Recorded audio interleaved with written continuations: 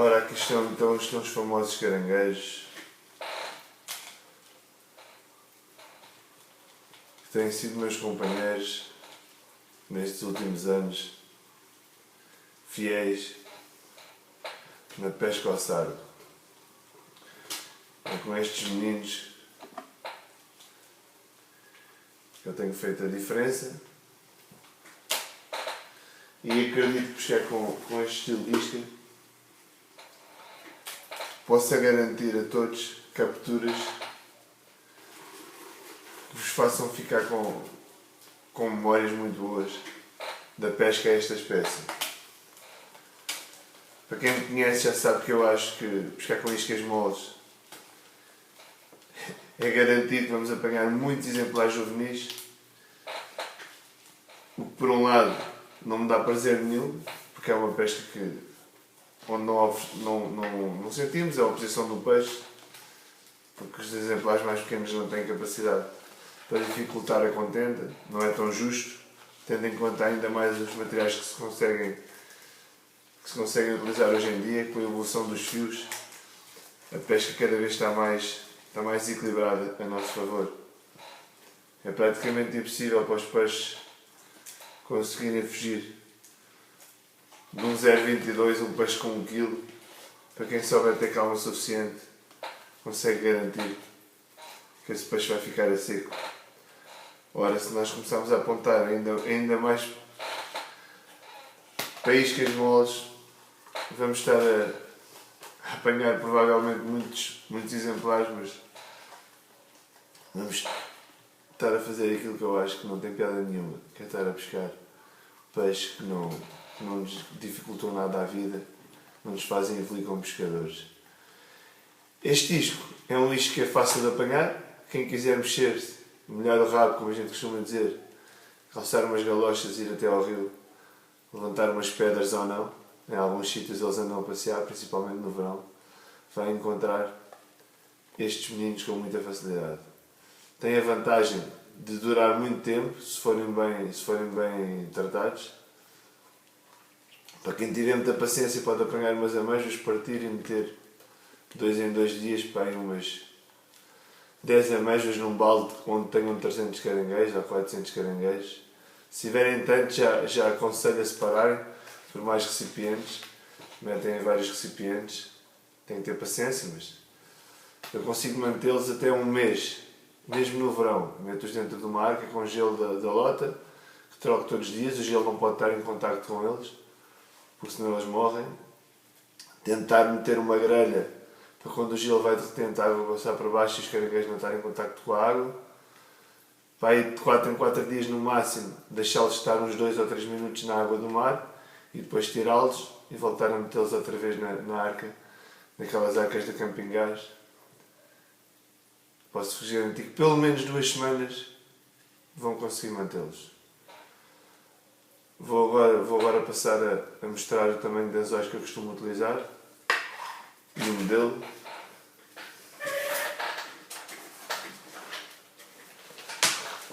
Quando pesco ao sargo, uso sempre este colete. É um colete que podem encontrar na mercado, passa a publicidade, que o cinturão é mais barato e é um dos melhores coletes que eu conheço. Tem montes de bolsos, tem bolsos interiores, tem bolsos exteriores. Ora bem, os anzóis variam desde o número 3/0 até o número 3.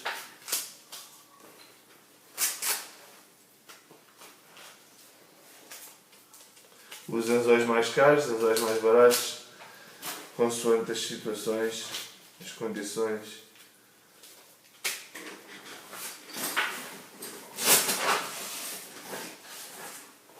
Ter o meu boné. Penso melhor com este boné na cabeça, que é o boné que me passo tantas horas a pescar. É eles. Ora bem, ora bem.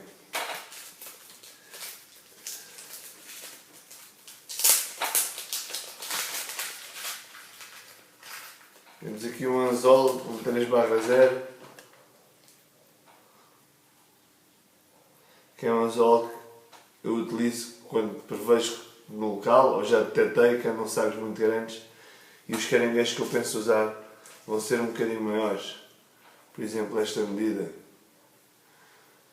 Quando eu penso utilizar o caranguejo esta medida, que é o caranguejo pequeno-médio, já vou ter que usar um anzol 3/0.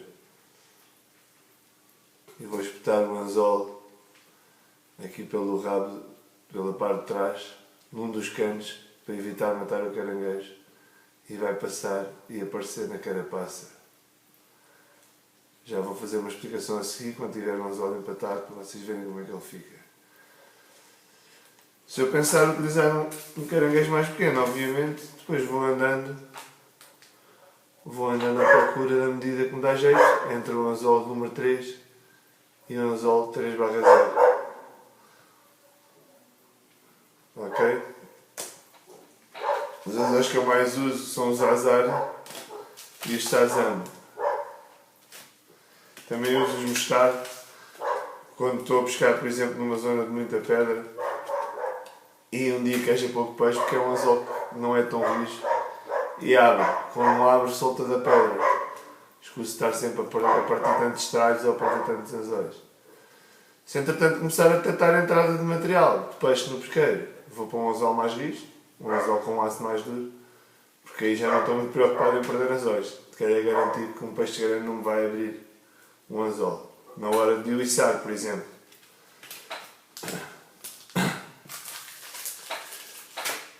Como disse, os meus preferidos são os Shazam ou os Azari.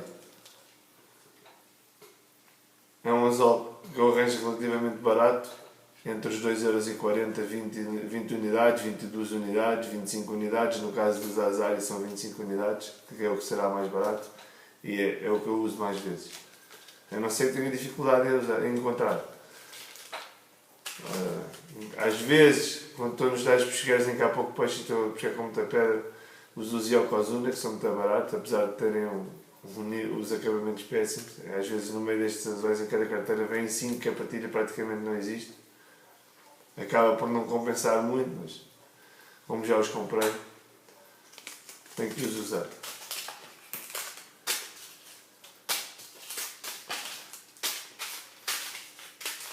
Aproveitando para explicar para aqueles que ainda não sabem, e há de haver pessoal que vai ver o vídeo que ainda não sabe fazer uma montagem para pescar ao sago, pelo menos a montagem mais comum, de há uns anos a esta parte, passou a ser a montagem do peão.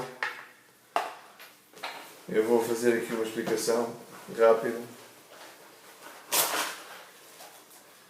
Uma explicação mais parecida com as montagens do PJ, com menos mariquices, que na realidade é mais fácil de montar e dá menos problemas.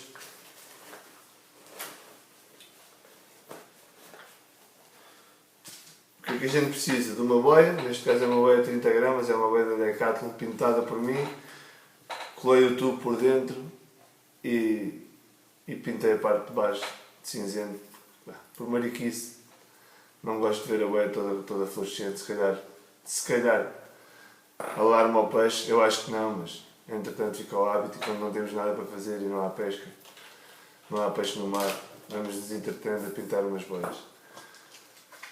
Para uma boia de 30 gramas por norma, utilizo um chumbo de 20, redondo ou oval. Prefiro os redondos, sinceramente. E uso um distorcedor. Uso uma bed, uma miçanga rija, para depois fazer o nó de travamento. Não deixar o nó de travamento passar por aqui. São da Iro. É este modelo que eu uso. Isto custa sensivelmente 80 cêntimos a 1 euro na maior parte das lojas. Não sei quantas traz, mas acho que traz 20. Portanto, estão a ver. Acho que é barata a montagem.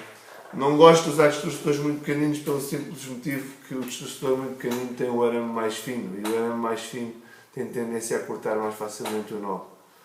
O arame do olhal dos distorcedores maiores, sem ser um exagero, não deve ser um exagero, mas ser um distorcedor maiorzinho, por acaso não sei o número dos meus. Mas é vocês verem, eu vou-lhes dar uma referência. Em relação aqui à chumbada de 20 gramas, praticamente Tem a mesma largura de uma chumbada de 20 gramas.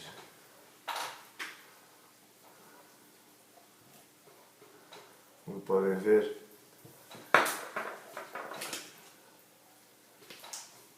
Uso uma miçanga de silicone, também grande, para não deixar o chumbo depois ir bater ao distorcedor, mas já vão ver como é que isto funciona depois de tudo montado, é bem mais fácil.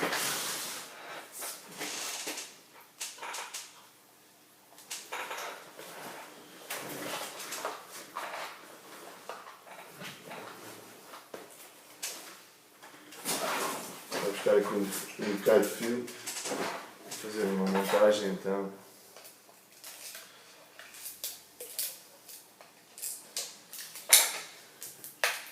São estragos já usados. Quando acaba a pesca e não há peixe ainda tem um estrago, por norma enrolo uma bobina já vazia. Reaproveito até para mostrar qual é o fio que eu costumo usar. Que é o Whiplash, isto é um multifilar, é o fio que eu tenho no carrete. Pode ser o 0.10 ou o 0.6, atualmente pesco o 0.6 que equivale a um 0.14 ou um 0.15 das outras medidas. Agora vou fazer a montagem com um monofilamento em fluorocarbono, que é o que tenho aqui à mão. Primeiro, imaginando que isto era o fio da madre, ou seja, seria o multifilar, meto aqui a miçanga rija primeiro, a seguir a boia.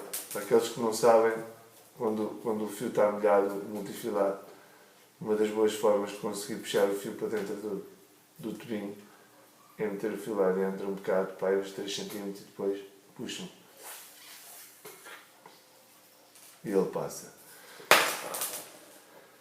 A seguir vou meter a chumbada de 20 gramas.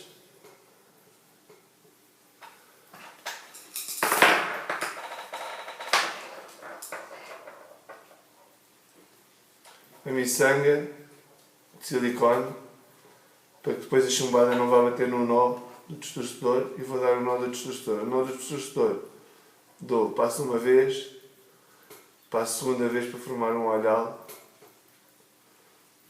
depois venho à madre, enrolo 2 vezes ou 3, 1,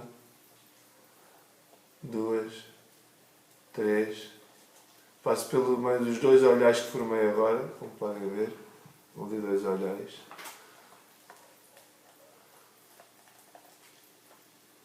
Molho, para não aquecer o fio quando esticar.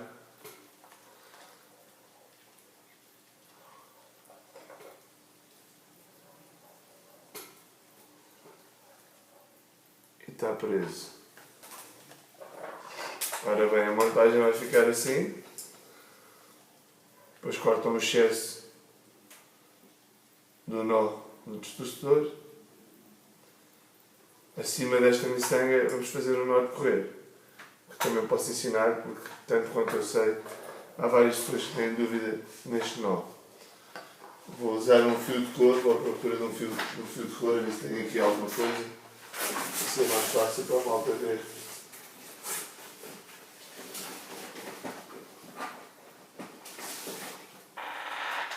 Temos para aqui. Dê-me só um segundo que eu vou procurar o fio. Não fujam!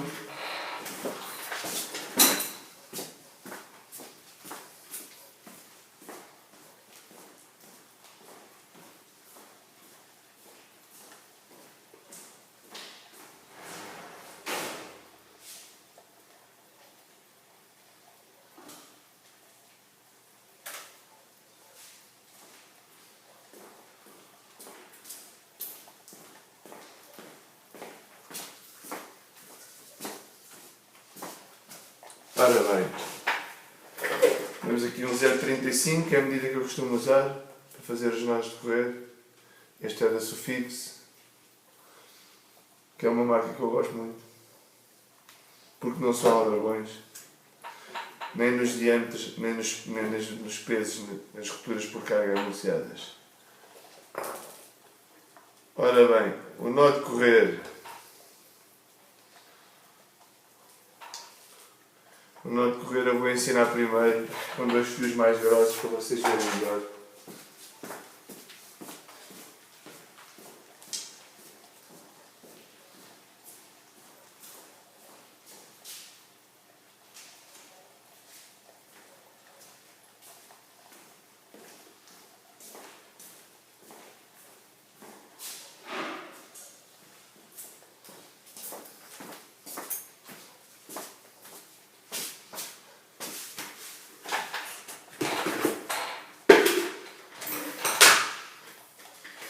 Vamos imaginar este fio como sendo a madre. Este que aqui está. E este vermelho vai ser com o fio que eu vou fazer o nó de correr.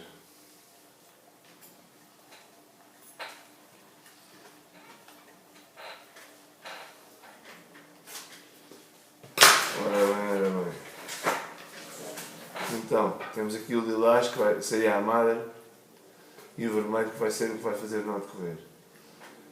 Dá-se uma passagem, cria um olhar no vermelho e a seguir vou passar a ponta do vermelho apanhando o olhar e o fio da madre. 1, 2 vezes, 3 vezes, por norma passo 4 ou 5, vou passar só 4 agora. Assim, se fosse nylon, molhava. Nylon e o multi, porque o nylon é o nó de correr e o multi é a da madre. Estica-se até ficar bem esticado. E depois este nó vermelho vai ser possível correr ou mais para baixo ou mais para cima, consoante nós quisermos. Que é o chamado nó de frade ou nó de travamento que nós usamos para meter um bocado de nylon na madre multifilar para a boia ficar à altura que nós queremos. Ok, então já vimos o nó de correr, já vimos a montagem da boia.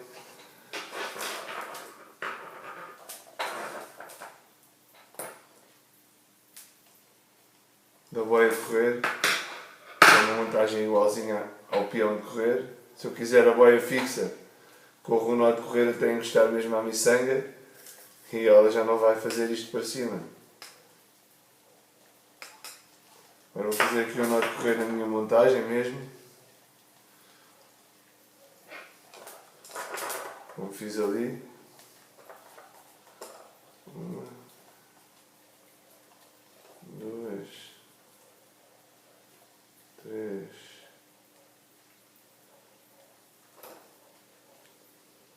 E 4. Molhar. Esticar.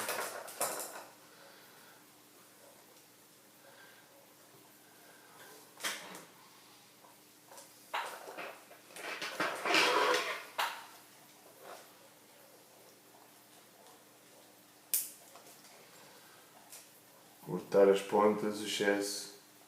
Deixar entre 4 mm a 2 mm.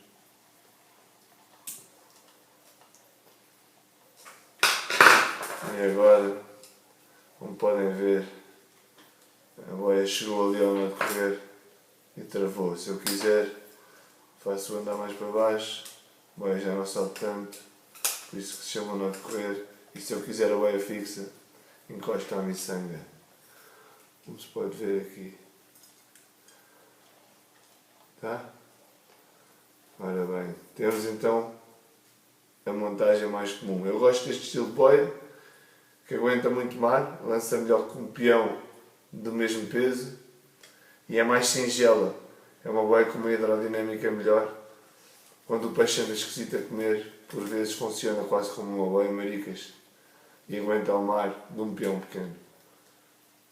É o que eu chamo de um peão esguio, um peão mais afunilado. Voa melhor e afunda melhor. Pode ser tudo na minha cabeça, no entanto é com esta montagem que eu tenho tido resultados. Sou fiel à mesma. Pesco desde mares completamente parados a mares com 2 metros com esta boia e consigo. Não lanço o mesmo com um peão de 40 gramas, como é óbvio, ou com um peão de 50, mas lanço quase o mesmo, principalmente com o meu fio mais fininho do carrete, que é o 0,6, como eu vos disse, é um 0,14 multifilar. Consigo distâncias muito grandes e a boia é bem visível. Ora bem. Então, o que é que falta aqui agora? Falta falar nos estralhos.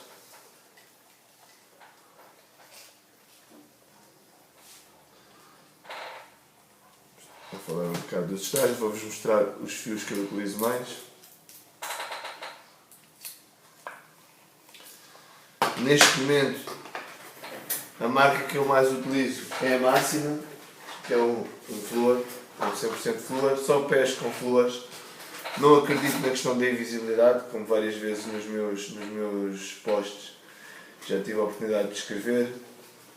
Acho que o peixe, pelo que eu conheço no livro da pesca profissional, liga pouco a isso. Acredito sim na questão da rigidez do fio, ser mais rijo ou menos rijo, que vai promover uma apresentação mais natural ou menos natural da iscada. Eu vou empatar agora o anzol, vou aproveitar, este Máxima que está aqui é o 0,24, este fio tem um problema, o bobino desaparece as letras todas com os diâmetros, então temos que escrever com uma caneta, porque ao fim de uma ou duas pescas, principalmente para quem utiliza muita bobina, ou seja, eu a pescar ao sargo chego a gastar quase 100 metros de linha numa pesca, principalmente se tiver pouco peixe no pesqueiro e se eu andar a sondar buraco atrás de buraco, porque pego estragos e mais estragos. Então tenho mesmo que escrever, porque senão ao fim de um tempo já não sei que diâmetro é que vou usar. Como veem aqui tenho 22, aqui tenho 24. Já no caso da ciguar, não desaparece com tanta facilidade, só ao fim de muito tempo é que desaparece. Este é o fio que eu só uso em algumas situações, que é o Tatsu, que é o topo de gama da ciguar. Diz que mandar vir de fora cá não há. É o 0,26 este. É um fio que, é superior ao outro a nível de resistência ou não. É um fio que ainda aguenta mais a abrasão, mas a nível de pescar, acho que o outro me tem dado mais resultados. Não sei porquê. Pois é um fio base, não tem brilho, o Máxima, e o ciguar tem brilho. Portanto, quando está um bocado de sol, o ciguar deve apresentar um bocadinho mais. E aí já me estou a contradizer, mas pode ser esse um dos motivos que causa maior sucesso na pesca com o Máxima do que o ciguar. Então, como eu dizia, o Máxima eu consigo arranjar entre os 12 e os 15 euros estes diâmetros, o 22 e o 24. Também uso o 28 em algumas situações, quando o peixe está a ter a melhor e os peixes que pesqueiros são grandes e o pesqueiro é complicado a nível de pedras com marisco, então vou para diâmetros mais grossos. E se tiver que levantar peixe, principalmente num dia em que está mais mar, que não dá para meter o chalavar, ou num pesqueiro onde a rabeca não funciona. Ok? Então, como eu dizia, para mim, Máxima é sem dúvida, neste momento, o fio que tem a melhor relação qualidade-preço. Sendo um fio que pesca, que apanha peixe, que isto também conta muito. Às vezes a malta olha para um fio, este fio não tem o enrolamento que traz o ciguar vem todo direitinho na bobina, como vocês podem ver. O Máxima já não vem enrolado dessa maneira, ainda vem enrolado como os fios mais antigos vinham, de uma forma menos cuidada. Mas na realidade é um fio que pesca muito bem e custa 3 vezes menos ou 4 vezes menos no caso do Tatsu. O Tatsu custa 4 vezes mais do que o Máxima e apanha talvez metade do peixe. Ok, continuando. No estralho, na montagem de peão, ou nesta montagem da baía de correr, que é igual na montagem do peão, por norma utiliza-se uma olivete a bater ao anzol. Pode variar entre a meia grama e as 8 gramas, e às vezes 10, nos pesqueiros muito altos, quando estão a pescar com vento, pode lá está segurar as boias, precisamos estar a pescar com... As olivetes que estou a usar neste momento são as da cor moura, de 2 gramas são as que eu utilizo mais. Quando não arranjo olivetes pequeninas e quero pescar mais fino, o que eu faço é que corto estas olivetes ao meio com um alicate, para ficar a pescar com 1 grama, em vez de estar a pescar com 2. Por norma, os buraquinhos destas olivetes fecham-se com o tempo e eu utilizo o próprio anzol para as abrir. Agora tinha aqui um anzol, agora não sei onde é que está, isto são mesmo meu. É mais fácil no pesqueiro do que aqui. Esta mandando os bocadinhos de fios que não se usam todos fora. Ok. Vou pegar então aqui no anzol. Fazer um empate. Os estragos podem variar entre os 2 metros, uma braça e pouco, e este 3 braças, que já vamos estar a falar de 6 metros, no meu caso quase. Tem a ver com o mar que está, se está muito, se está pouco, tem a ver com a forma como eu quero que a pesca trabalhe, se eu quero que ela trabalhe mais alvorada, se eu quero que ela ande a lamber a pedra ou que ande mesmo no fundo encostado à união entre as pedras e o areal. Por norma, eu gosto mais de pesqueiros mistos para pescar ao saco do que pesqueiros só de pedra. São pesqueiros que, a meu ver, no meu entender e a minha experiência, funcionam melhor. Ora, então, temos a tal olivete no estralho. Vamos empatar um anzol. 2/0.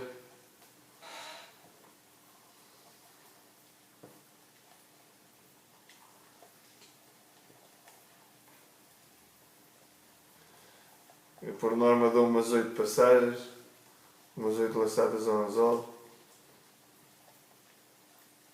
8 ou 9.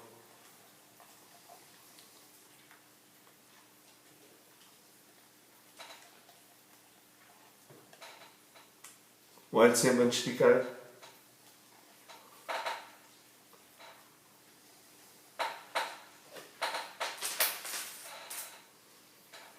E será mais ou menos assim que nós vamos ter a pesca a trabalhar.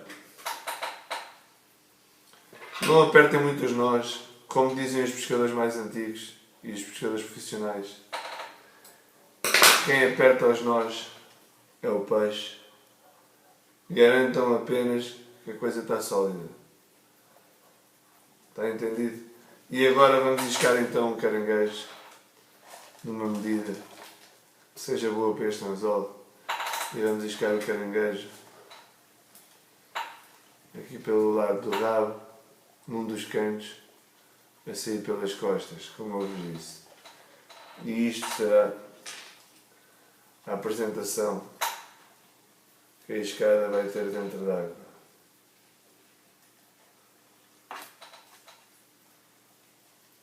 Como veem, o caranguejo está vivo, ainda a mexer bem as patas. Quando chegar dentro d'água, ainda se vai mexer mais, se Deus quiser. E que passe lá alguma coisa perto para o agarrar. Se tiverem a ter dificuldades com as ferragens, podem iscar o caranguejo mesmo morto e fazem com que o bico do anzol, em vez de estar aqui, fique mais no meio do caranguejo. Porque por vezes os charcos comem ao lado. E quando comem ao lado, as probabilidades de não apanhar o bico, quanto mais na ponta o bico tiver, são maiores do que se tiver o bico mais no meio do caranguejo, como é óbvio. Pois isto é uma coisa que vocês vão ter que ir descobrindo com a experiência. Em relação ao tamanho do anzol, como já disse no início, depende do tamanho dos caranguejos que vocês têm. Se vocês repararem, tem aqui um caranguejo que é muito mais pequenino do que o outro. E então, se estivermos a pescar com estes caranguejos, já vamos ter que usar anzóis muito mais pequeninos.